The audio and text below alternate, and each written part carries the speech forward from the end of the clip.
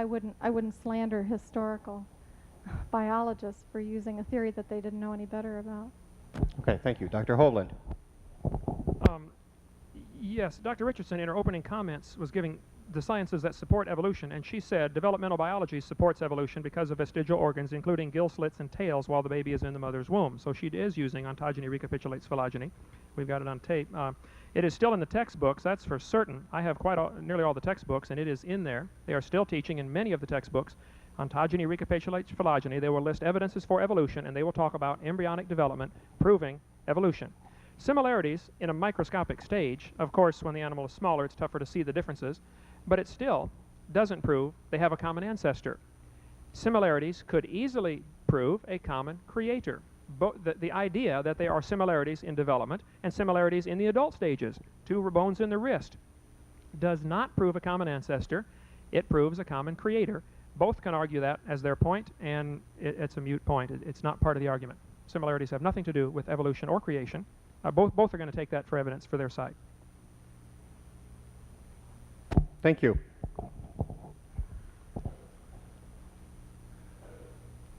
I'm not sure if we've completely covered this or not, but I'm going to come back to it.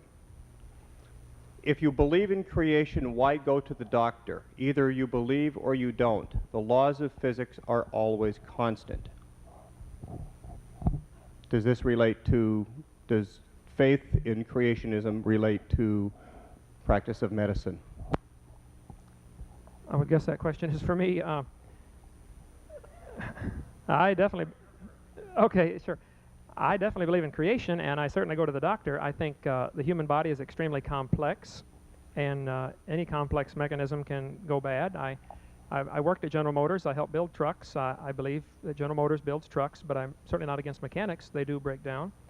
The belief in creation does not mean you can't. I don't understand any relation at all between belief in creation and not going to the doctor. I cannot see the logic in that. I'm sorry.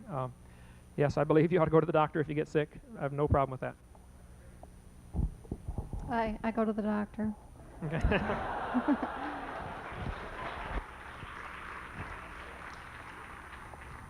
Okay. You're next, or you're first up next then. Dr. Richardson, how does evolution explain development of the sexes and variety of species from one cell? Development of the sexes.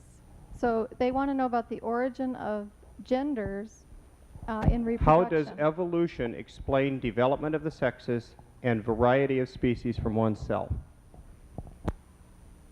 Okay.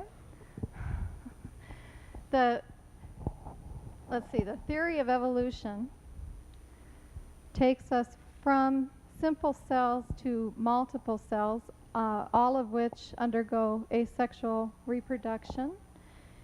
And when we get to the multi-celled organisms, we see the origins of, some of the single-celled organisms that are further derived do exchange gametic information, which we would consider the role of sexual reproduction.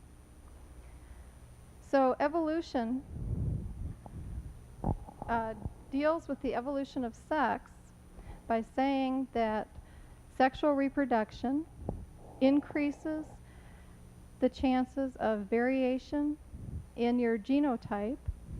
Okay, every time you produce gametes that are half of your genome, and when these combine, genetic recombination is possible, allowing further variation in your genome. And variation is the stuff of evolution.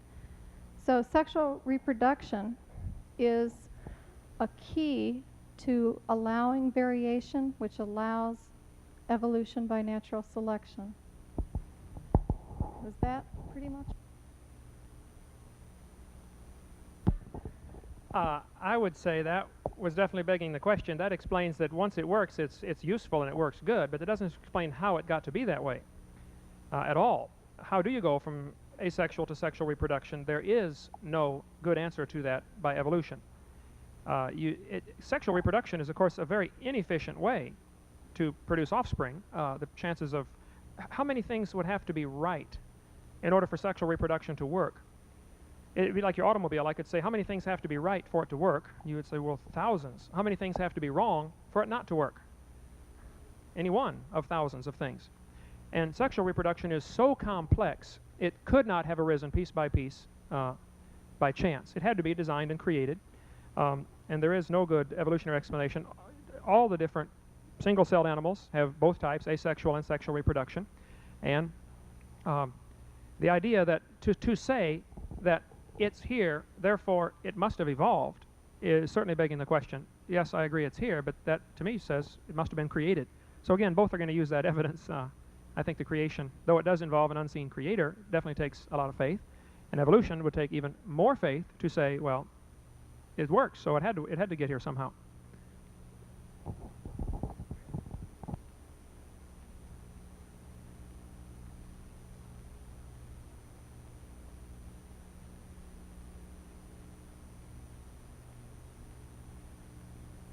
Then I guess my next question for you, to begin with, why isn't the ocean floor as old as predicted? The formula distance equals rate times time says so.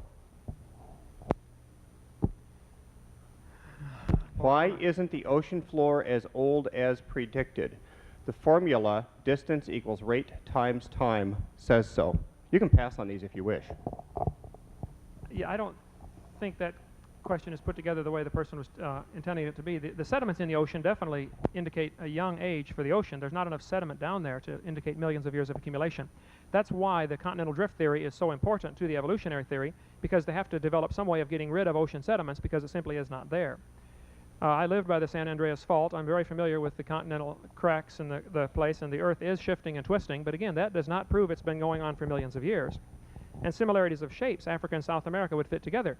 That does not prove they broke apart millions of years ago. I could say this building and the building across the street are oriented the same. That does not prove they broke apart and the blacktop oozed up between them. Similarity of shape is determined by the water level. If you raise the ocean 500 feet, Chicago becomes on the beach, and the whole Amazon jungle would be flooded, and that similarity of shape would disappear. So the ocean sediments are a real problem for the evolutionist. As far as the continents spreading, it may be that the Atlantic is getting wider. The only research that I'm familiar with that was done on that was the satellite where they bounced lasers from Europe and America for 8 years till the satellite finally fell out of parking orbit. They did not actually see any movement of the continents, so they attributed the maximum allowable error to atmospheric twinkle, 0.46 arc seconds, as the laser goes through the atmosphere, and said, well, they must have moved and we couldn't detect it. So there may be movement. I'm not saying there's not. But the idea of continental drift and ocean floors is very important to evolution because it gets rid of an embarrassing problem because there is not enough ocean sediments. As a creationist, I have no problem with that. The oceans are not billions of years old. That's why the sediment's not very thick. Thank you. Dr. Richardson? Well, I can account for an absence of sediments in the ocean by the theory of continental drift. Which is? Which is that the continents float on tectonic plates, and that the continent of North America is drifting closer to the continent of Asia. The Atlantic Ocean is spreading. We see seafloor spreading in the Atlantic Ocean. Seafloor spreading is accompanied by volcanic activity, things we can just go down and look at. It's not real elaborate bouncing satellites or anything. We just measure distances, and we see seafloor spreading in the Atlantic Ocean, the Pacific